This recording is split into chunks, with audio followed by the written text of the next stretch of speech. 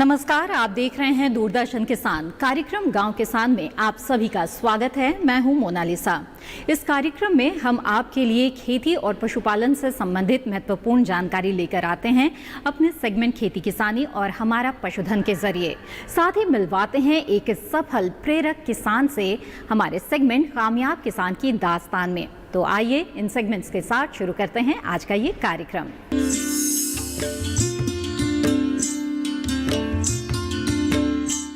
हमारे पहले सेगमेंट खेती किसानी में आज हम बात करने जा रहे हैं अनार की, जिसे हमारी सेहत के लिहाज से बेहद ही अहम माना जाता है। जिस तरह से ये हमारे स्वास्थ्य का ध्यान रखता है, बिल्कुल उसी तरह से अनार बंजर मिट्टी के जीवन को भी संवार रहा है। जी हाँ, हम बात कर रहे हैं कच्छ की नमकीन मिट्टी में होने वाले मीठे अनार उत्पादन की।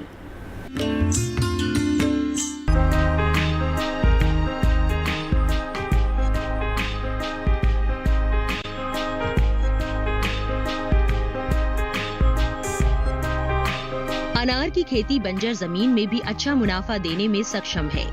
इसीलिए राजस्थान और गुजरात के उन इलाकों में भी किसान इसकी भरपूर पैदावार ले रहे हैं, जहां पारंपरिक फसलों से लागत निकलना भी मुश्किल साबित हो रहा है।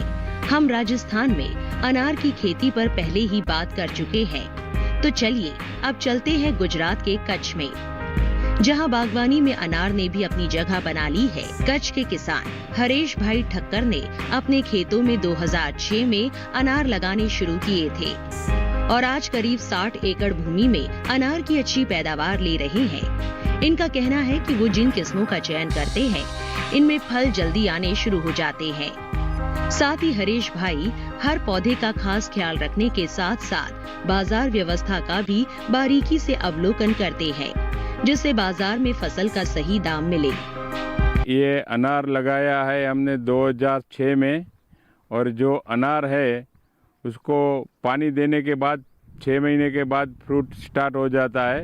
और 2 बार हम लोग किसानों को सबको इकट्ठा करके मीटिंग भी किया था कि अनार जो है वो कौन से समय में अनार आना चाहिए और कौन से समय में उसको प्राइस सही मिलना चाहिए इसके लिए, और इसको क्या ट्रीटमेंट दिया जाए। और प्राकृतिक खेती में उसको हम इसको घुमा रहे हैं कि भाई अभी ये जहर मुक्त खेती बंद करो और प्राकृतिक खेती में जाओ। तो ये प्राकृतिक में क्या क्या किया जाए, तो जीवामृत है, फिर कुछ रोग आता है तो खट्टी छाछ है, सब इसका इलाज है। अभी पहले नहीं था, अभी सब कुछ इलाज है। और जो अनार है, एक बार इसको पानी देने के बाद 6 महीने में स्टार्ट हो जाता है। तो अपने को वो देखना है कि इंटरनेशनल मार्केट में उसका कौन से समय में प्राइस ज़्यादा मिलता है, वो समय में आप उसको तैयार करो। क्योंकि पानी छोड़ने का 6 महीने के पहले 1 साल भर में आप कभी भी अनार एक बार ले सकते हो। तो जब भी जो मार्केट का सही है, जो अपना नरेंद्र मोदी साहब जी बोलते हैं कि मेरे किसान की 2022 में डबल इनकम, फिर हमारा विजय भाई रूपानी भी वही बताते हैं कि मेरा किसान है उसकी इनकम कैसे बढ़नी चाहिए। तो किसान की इनकम बढ़ने के लिए कि मार्केट कौन से समय में सही है, वो मार्केट देख के उसका फ्रूट पकड़ाओ। तो हम बोलते हैं कि नवंबर से मार्च तक है जो वो समय में उसका मार्केट अच्छा मिलता है। क्योंकि नवंबर से मार्च तक है जो, वो नवंबर में शादियां चालू हो जाती है, तो शादी में फ्रूट डिश में भी उसको बहुत ज़्यादा यूज़ होता है। फिर जो मार्च महीना है, मार्च महीने तक कोई फ्रूट गोल आकार का मार्केट में नहीं आता है। मैंगो आता है वो मार्च के बाद आता है। तो जो बेचने वाला है उसको गोल आकार का स्टॉल पे फ्रूट लगाना है, तो गोल आकार में अपने को अनार ही मिलता है। तो इसके लिए नवंबर से मार्च तक का उसका पूरा अपने को प्राइस मिलता है। नवंबर से मार्च तक का प्राइस है अंदाजित आप समझो उसका 60 रुपये से 110 रुपया तक मिलता है। और बाकी के समय में जो प्राइस है इतना अच्छा नहीं मिलता है, क्योंकि मार्च के बाद अगस्त तक तो अपने को मैंगो चलता है, फिर उसके बीच में बारिश का समय रहता है, तो वो समय में उसका मार्केट अच्छा नहीं मिलता है। तो ये अपने को ज़्यादा लगाना है तो नवंबर से मार्च तक लगाओ। और ये जो अनार है उसमें मेल और फीमेल 2 आता है, और उसका जो मेल है वो गिर जाएगा, फीमेल रुक जाएगा। और इसको आपने को ऐसा होता है कि बहुत ड्रॉपिंग हो रहा है तो मधुमक्खी भी उसमें आप रखो, मधुमक्खी से उसको पॉलिनेशन प्रॉपर होगा। और दूसरा, इसका जो प्लांटेशन करना है वो 13x9 करो या 10 करो तो अपना 350 से 400 पौधा पर एकड़ में आ जाएगा। और इसको पानी है जो वो 800 TDS से 5000 TDS तक इसको अनार को पानी चलता है। तो हमारे कच्छ में तो 5000 TDS वाला पानी भी ज़्यादा है कच्छ में। तो हम लोग अभी कच्छ को अंदर अनार जो लगा हुआ है वो 30,000 हेक्टेयर में अनार लगा हुआ है कच्छ में। तो ये अनार की खेती हमारे कच्छ में पहले नहीं होती थी, अभी बहुत बढ़िया खेती हो रही है अनार की। हरीश भाई मानते हैं कि कृषि में अच्छा परिणाम मिले, इसके लिए हर स्तर पर तैयारी रखनी चाहिए। साथ ही बाजार की पूरी जानकारी किसान को अच्छे मुनाफे की तरफ ले जाती है। आज वो 4 से 5 लाख प्रति एकड़ मुनाफा कमा रहे हैं। इतना ही नहीं, उनकी उपज दुबई जैसे देशों में भी भेजी जा रही है। मेरे पास 60 एकड़ में अनार लगा हुआ है और जो अनार है उसको हम शायद ये नवंबर से मार्च तक की माल लेते हैं। तो इसकी हमारी इनकम, नेट इनकम है ये 4 लाख से 5 लाख रुपया पर एकड़ नेट इनकम हो जाती है। मार्केट आधारित ये सब फ्रूटों की मंडी है पैसा मिलता है। तो 3 लाख से 5 लाख रुपया अपने को नेट प्रॉफिट, खर्चा पूरा सब निकालने के बाद अपने को ये मिलता है। और ये अनार है जो हमारे कच्छ में वो बहुत बढ़िया हो रहा है और यहाँ से सुविधा भी हमारे को बहुत अच्छी मिल रही है, क्योंकि यहाँ से एक्सपोर्ट करना है तो कच्छ में 2 पोर्ट है बड़ा, एक कंडला पोर्ट है, एक मुंद्रा पोर्ट है। जो ये पोर्टों से हम माल दुबई भेजते हैं तो 4 दिन के बाद हमारा जो कंटेनर है वो दुबई की मार्केट में पहुँच जाता है। और ये दुबई की मार्केट में हम 3 किलो का बॉक्स बना के भेजते हैं तो हमारे को बहुत अच्छा दाम मिल जाता है। 400 रुपया ऐसा नेट इनकम हमेरे को बॉक्स का मिल जाता है, क्योंकि 2 पोर्ट होने के वजह से हमेरे को कच्छ में ये बड़ा बेनिफिट है। और जो कच्छ में है क्लाइमेट अनार के लिए बहुत बढ़िया है, तो अनार हमारे कच्छ में बहुत बढ़िया हो रहा है। कच्छ के किसानों ने अपनी अलग ही दास्तां तैयार की है, जिसमें कठिन रास्तों में भी चलकर आसान मंजिल हासिल की जा रही है।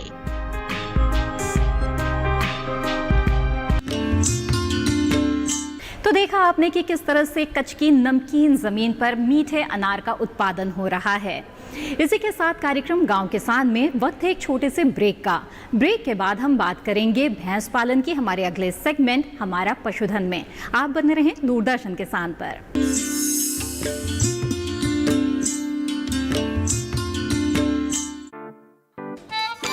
9 to 5 जॉब, अरे 5 to 9 जॉब, भाग दौड़ all the time job, the roaming वाला जॉब, द डेडलाइन वाला जॉब, और are you living in the market वाला जॉब। जिंदगी में मौके ही मौके हैं। अपनी मर्जी से जॉब चुनिए, अपनी इच्छा अनुसार कमाइए, बन जाइए LIC एजेंट। ये है जॉब से बढ़कर, ये है करियर इंश्योरेंस।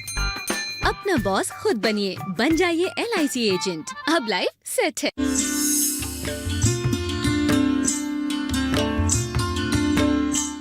ब्रेक के बाद आप सभी का फिर से स्वागत है कार्यक्रम गांव किसान में। आइए देखते हैं हमारा अगला सेगमेंट हमारा पशुधन, जिसमें पशुपालन से संबंधित महत्वपूर्ण जानकारी होती है आपके लिए।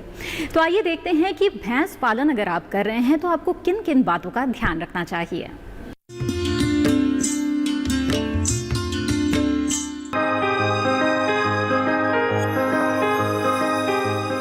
भारत में कृषि के साथ साथ दुधारू पशुपालन काफी लोकप्रिय है। करीब 23% ऐसे परिवार हैं जो खेती के साथ साथ पशुपालन भी कर रहे हैं।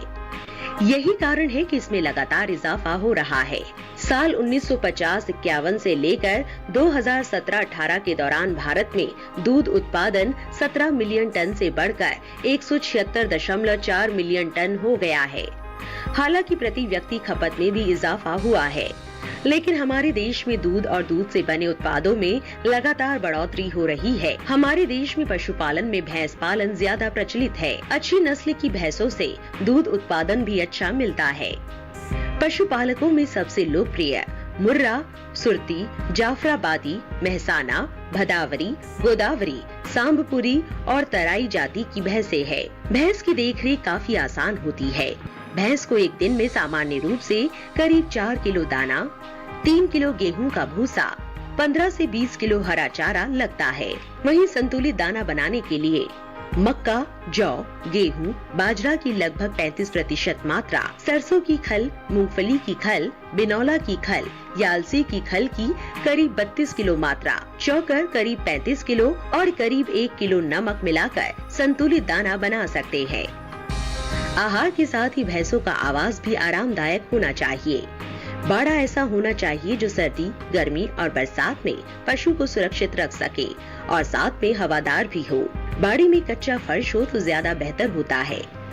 इसके अलावा समय समय पर पशु के स्वास्थ्य का ध्यान भी रखना चाहिए।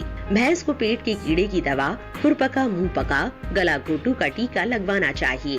देश भर में टीकाकरण के माध्यम से पशुधन हानि को कम करने के प्रयास किए जा रहे हैं।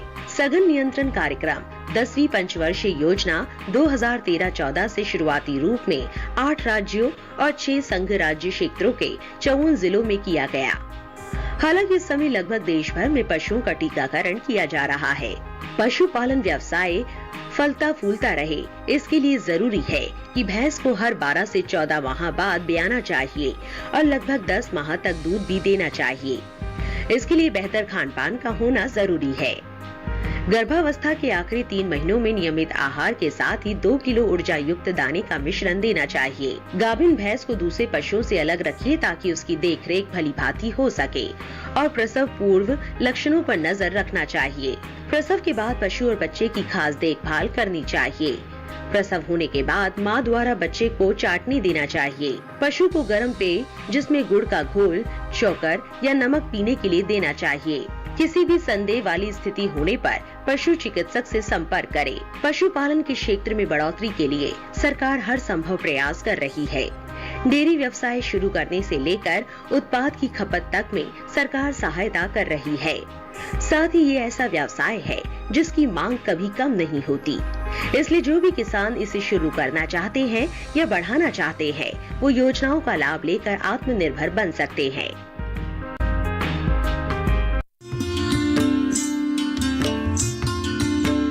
पशुओं से अधिक उत्पादन प्राप्त करने के लिए जरूरी होता है मौसम के अनुसार उचित पशु प्रबंधन। तो आइए देखते हैं क्या कहता है इस माह का पशुपालक कैलेंडर।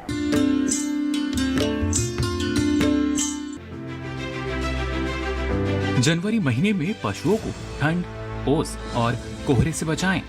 इसके लिए पशुओं को बोरी की झुंड बनाकर ओढ़ाएं। सर्दी से बचाने के लिए रात के समय पशुओं को घर के अंदर बांध कर रखें। पशुओं को पीने के लिए ताजा या गुनगुना पानी दें। दुधारू पशुओं को तेल व गुड़ देने से भी शरीर का तापमान सामान्य बनाए रखने में सहायता मिलती है। खुरपका और मुंहपका का टीका 4 माह से ऊपर के पशुओं को लगवा दें। पेट में अंतः परजीवियों की नियमित दवा दें। पशुओं को बाह्य परजीवियों से बचाने के लिए पशुशाला के फर्श, दीवार आदि को साफ रखें और बाह्य परजीवी नाशक दवाओं का छिड़काव करें। साथ ही थनैला रोग से बचाव करें। पशुओं को रात्रि में पुआल का बिछावन दें। इस माह में मुर्गियों को विशेषकर कोराइजा, ब्रोंकाइटिस, रानीखेत बीमारी से बचाने की जरूरत है। रोग नियंत्रण के लिए टीकाकरण कराएं। हरे चारे के लिए जिन किसानों ने बरसीम की खेती की है वो 20 से 30 दिन और जुलाई महीने में 20 से 22 दिन के अंतराल पर आवश्यकता अनुसार सिंचाई करते रहें। अफारा रोग से बचाव करें। ज्यादा बरसीम खाने से इस माह में अक्सर ये बीमारी होने की आशंका बनी रहती है। तो ये थी भैंस पालन से जुड़ी हुई बेहद ही महत्वपूर्ण जानकारी। वक्त तो चला है एक और छोटे से ब्रेक का। ब्रेक के बाद देखेंगे कामयाब किसान की दास्तान। आप बने रहें दूरदर्शन किसान पर।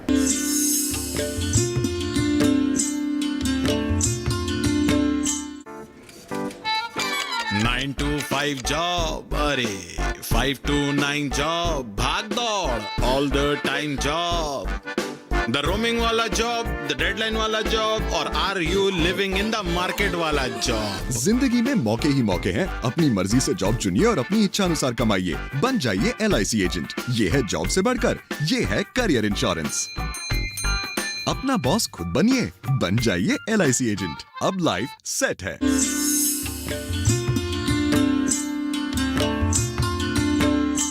ब्रेक के बाद आप सभी का फिर से स्वागत है कार्यक्रम गांव किसान में। आइए अब कामयाब किसान की दास्तान में आपको मिलवाते हैं एक प्रगतिशील सफल किसान से। देखते हैं कि क्या है इनकी सफलता की कहानी और किस तरह से इन्होंने दूसरों के लिए एक प्रेरणा स्रोत बनने का काम किया है।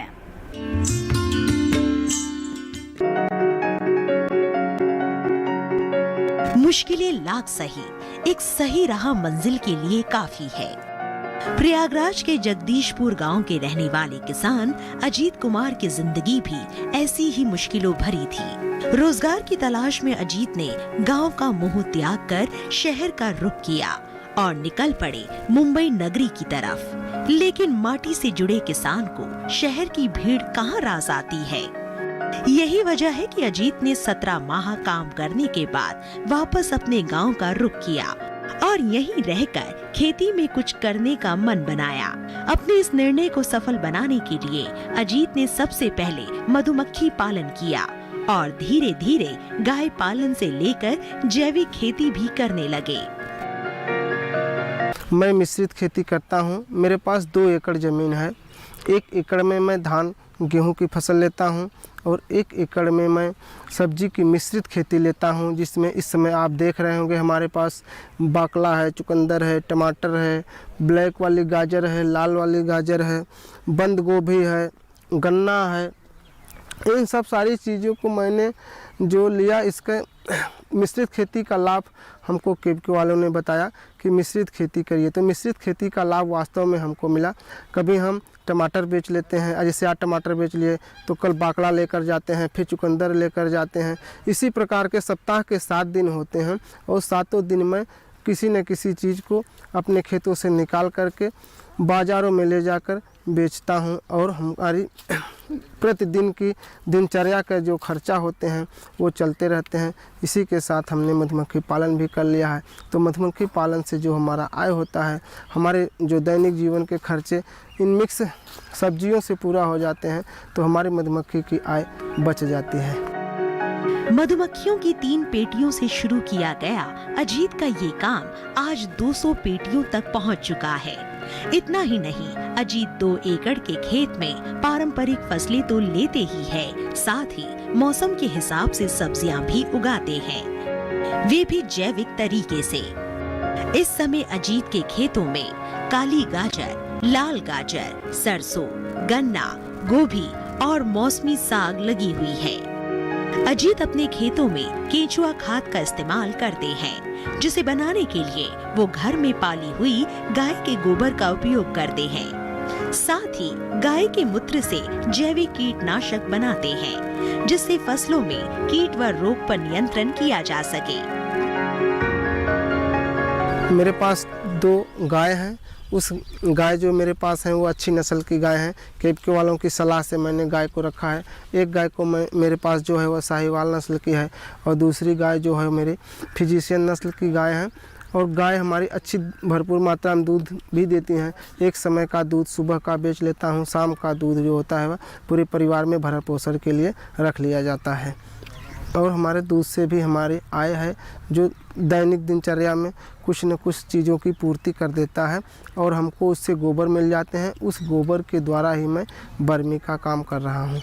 गाय से हमको गोबर तो प्राप्त होता है, उसके साथ साथ हम गाय के मूत्र को भी भरपूर प्रयोग करते हैं। हमारे यहाँ जो गाय रखी गई हैं उन गायों से मैं तमाम प्रकार के कीटनाशक दवाओं और टॉनिक बना लेता हूं, जिससे कि धरती में हमको पोटास, यूरिया, नाइट्रोजन बाहर से नहीं डालना पड़ता, बल्कि उसी से हमारा पूरक हो जाता है। अगर हमारे पास अगर गाय का मूत्र आप देखेंगे तो कम से कम 150 लीटर तो हमेशा उपलब्ध रहता है। अजीत अपनी सफलता के पीछे कृषि विज्ञान केंद्र की सबसे बड़ी भूमिका मानते हैं। वो बताते हैं कि कृषि विज्ञान केंद्र से प्रशिक्षण लेने के बाद ही उनके व्यवसाय को रफ्तार मिली। कृषि विज्ञान केंद्र ग्रामीण युवाओं के लिए प्रशिक्षण का कार्यक्रम चलाती है। इसके साथ साथ खेतिहर किसानों के लिए और प्रसार कार्यकर्ताओं के लिए प्रशिक्षण का कार्य करती है।